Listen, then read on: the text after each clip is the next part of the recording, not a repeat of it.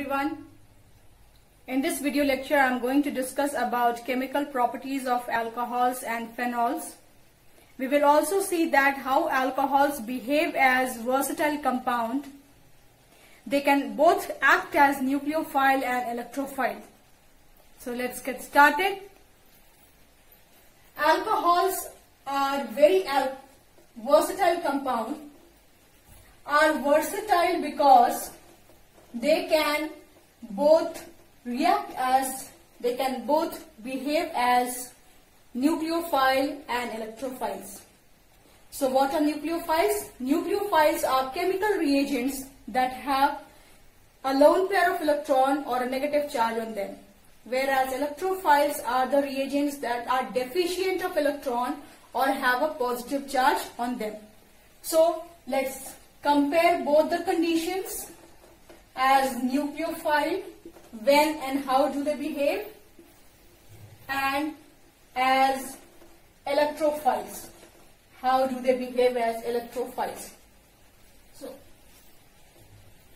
I have taken an example of an alcohol, and you know that the bond between oxygen and hydrogen is a covalent bond. And if the heterolytic cleavage of this bond takes place, then we will have an alkoxide ion in which a negative charge, because oxygen is more electronegative, and when heterolytic cleavage will take place, both the electrons of this bond will go to oxygen and a proton will be formed, a hydrogen ion will be formed. And now you can see that a nucleophile has been generated. While in the other case, I have taken example of the same alcohol. You know that the oxygen present over here has got two lone pairs of electron on it, and because of these two lone pairs of electron, it can very easily accept a proton. Now, why do we call hydrogen ion a proton? Because a hydrogen atom has got one electron and one proton. When one electron present in it is removed, what is left is a proton in its nucleus. So, a hydrogen ion is also known as proton. So, because of this lone pair of electron on oxygen, which can easily be transferred to the orbitals of hydrogen ion, and it can accept this hydrogen ion, what will form is RCH2 and OH2. This is the hydrogen atom which is added to the oxygen because of its lone pair of electron, and a positive charge will develop on oxygen, and this is known as protonated alcohol. An alcohol to which a proton is added is known as protonated alcohol, and under this condition an alcohol can behave as an electrophile. So let us see the reaction. When this protonated alcohol reacts with a nucleophile, I have taken a halide ion over here, and again I am writing it as protonated alcohol. This is a positive charge on oxygen. This will be transferred over here, and heterolytic cleavage of the bond between carbon and oxygen takes place, and the resultant of this reaction will be a halide, alkyl halide, and water will be formed as the byproduct. So you can see that alcohol is behaving as an electrophile, and in this case in this type of reaction, alcohol will behave as a nucleophile.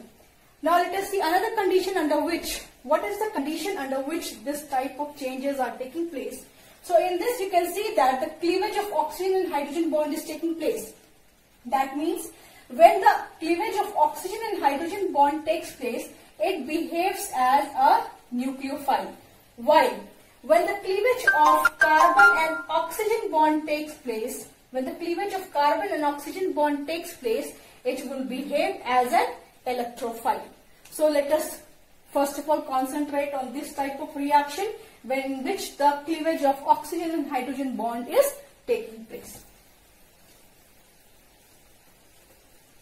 Okay. Now we are going to see this reaction, that cleavage of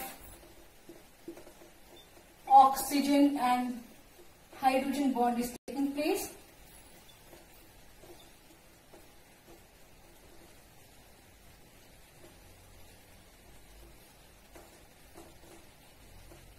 This reaction we are going to see now. So you can see in this reaction what will happen. First reaction we will see is of reaction with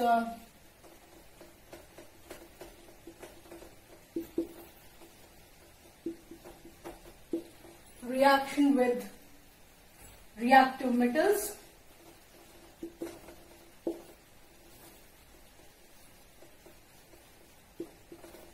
So when an alcohol reacts with sodium or reactive metals like sodium, aluminium, it will form sodium alkoxide. The hydrogen atom is replaced, the cleavage of oxygen and hydrogen bond is taking place. Oxygen atom is replaced and hydrogen gas is formed over here. So when you balance the reaction, you have got 2, 2 and 2. And evolution of hydrogen gas is taking place. Another type of similar reaction is when alcohol reacts with aluminium. So let us see the example of, we will take a tertiary butyl alcohol. Tertiary carbon is 1 which is attached to 3 more carbon atoms.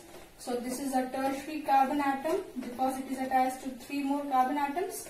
And when OH is present on tertiary carbon, we call it as tertiary alcohol. So this is tertiary butyl alcohol. So when tertiary butyl alcohol reacts with aluminium, the similar kind of reaction will take place and hydrogen atom will be replaced with aluminium. So it will form aluminium terbutoxide. So this is the alkyl group that I have. The oxygen atom over here. And thrice it will be, I'll have to write it as thrice.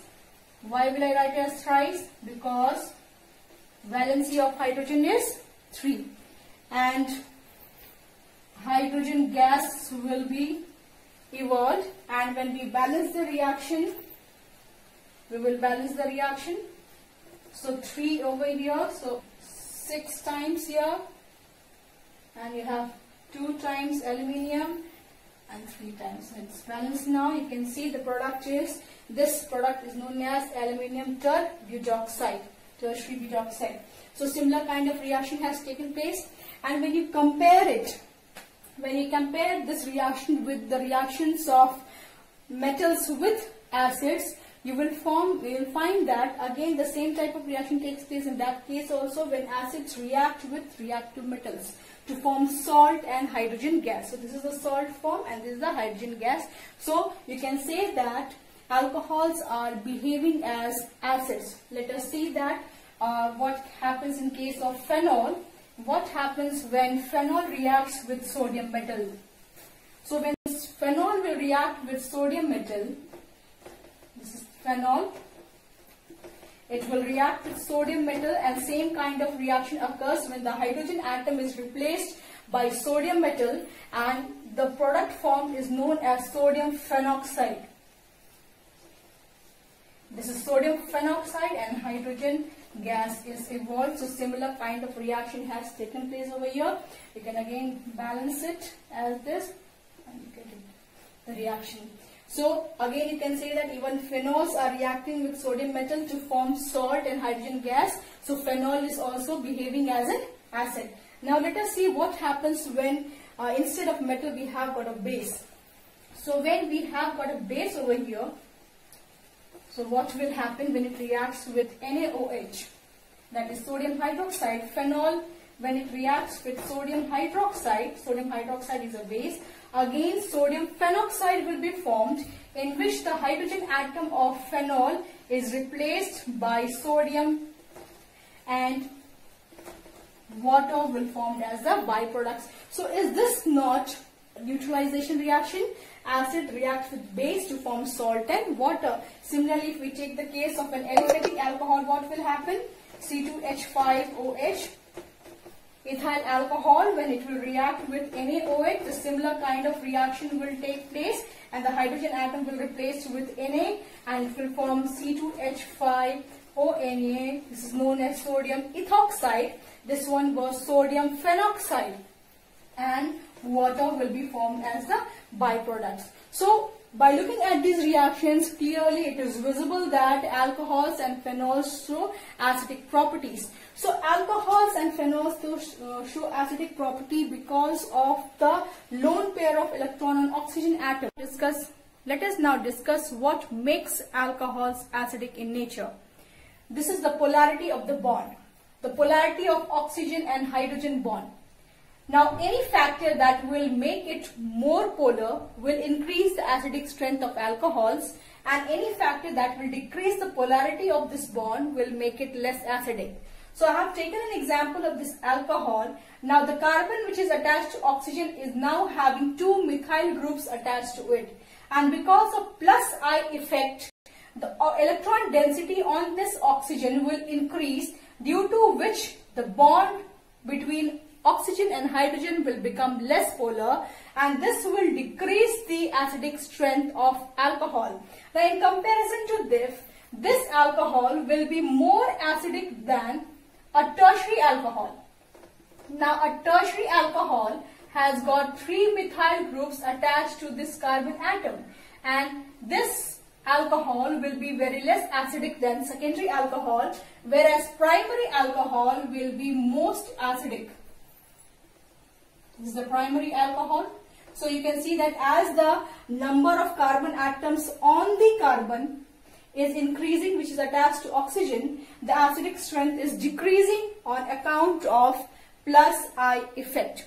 And another factor, now if you want to increase the acidity, instead of an electron releasing group, we will have to add over an electron withdrawing group. Suppose you have got any electron withdrawing group over here, we have got Cl over here, and this will be increase the acidity now. Then the trend will be different. Trend will be different, entirely different. Why the trend will be different? Now suppose we have got 2 chlorine atoms attached to this carbon in this case.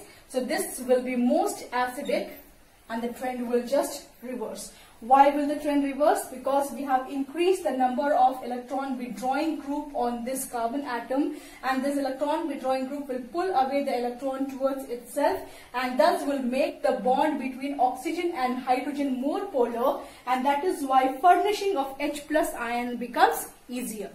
Now let us compare the acidity of alcohol with water. Now if you see this alcohol, ethanol, now ethanol will furnish in this way. It will give CH3, CH2O minus ion, that is ethoxide ion, and H plus.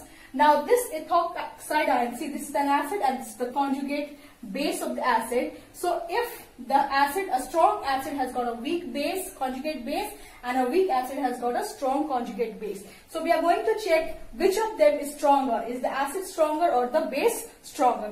We are going to see that. Now when this ethoxide ion reacts with water, it takes away the proton of water. It can take away proton of water even, and it will form ethanol and OH minus ion.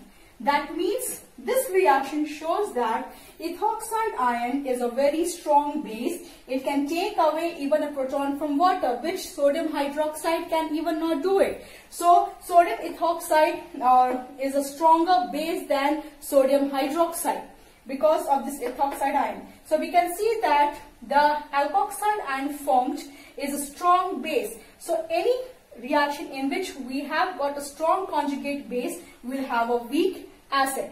The strong conjugate base has got a weak acid. So this reaction shows that ethanol or aliphatic alcohols are weaker acid than water.